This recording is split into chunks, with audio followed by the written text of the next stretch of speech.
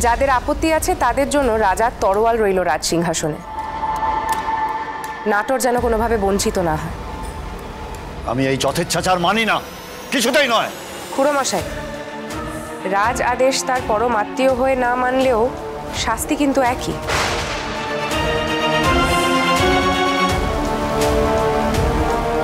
আর সে যে বড় কঠিন শাস্তি সে কথা আপনাকে আমার মনে করিয়ে দেওয়ার দরকার নেই নিশ্চয়ই। কি বলছো একটু স্পষ্ট করে বলবে? এটাই বলতে চাইছি যে রাজদ্রোহের শাস্তি আমি আপনাকে দিতে চাই না, তাই শান্ত হন।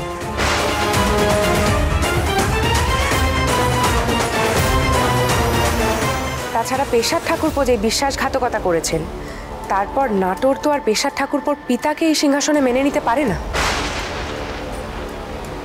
চি চি চি চি চি চি চি, পুরো মশাইয়ের সাথে তুমি এভাবে কথা কইলে? আর কোনো উপায় রাখেননি আপনারা। আমি কেবল আমার ধর্ম পালন করছি, তার বেশি আর কিচ্ছু নয়। সভা শুরু হবে, দয়া করে আর গোল বাঁধাবেন না।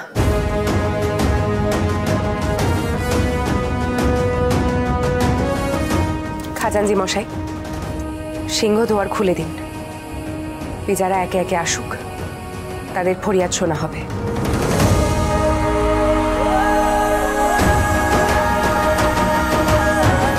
কষ্ট লাগে জানো তো তোমাদের কথা ভেবে। শেষে কিনা এক মেয়ে মানুষের বশ্যতা স্বীকার করতে হবে তোমাদের। এমন দিনকাল পড়লো হে। আর রানীমা রাজকর্মের ব্যাপারে জানেনটাই বা কি? কেন করবেন উনি সভা বলো দেখি? ঠিক তো? একদম ঠিকই বলেছেন ছোট হুজুর।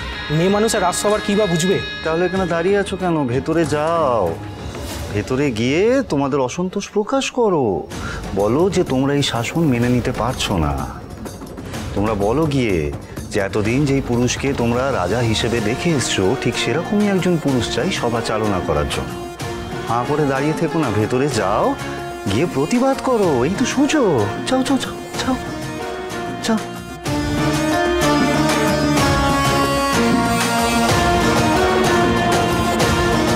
এখন ফলটা টের পাবে ভবানী, আমাকে অপমান করার।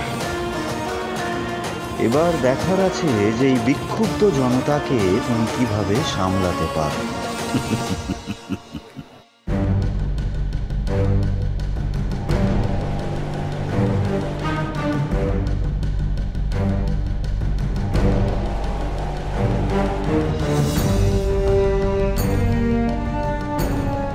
সকলকে স্বাগত।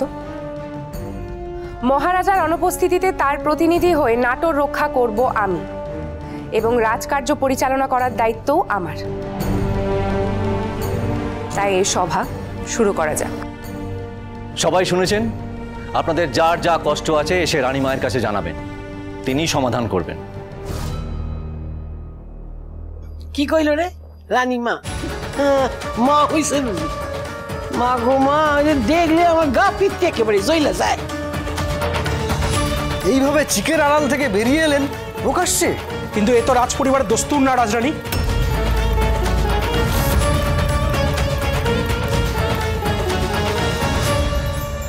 রাজ রাজেশ্বরী রানী ভবানী, প্রতিদিন রাত 8:30টায় স্টার জলসায়।